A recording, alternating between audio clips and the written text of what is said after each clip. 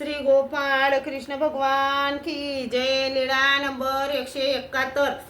सिंह नारायणाच्या देवळातील व्रतस्य बायांना दरवाज्यात बसून सुखाचा अनुभव.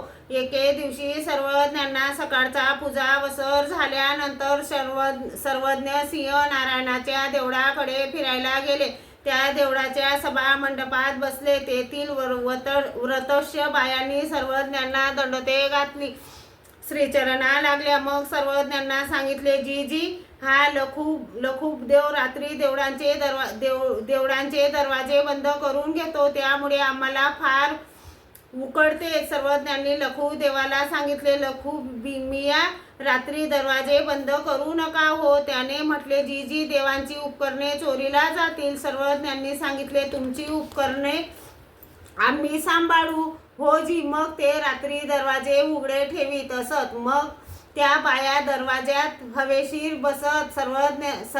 सर्वज्ञ एखाद्याला सभा सांभाळायला किंवा विचारपूस करण्यास पाठवीत असत. ते विचारायचे, काय आयांनो बसल्या आहात हो बा.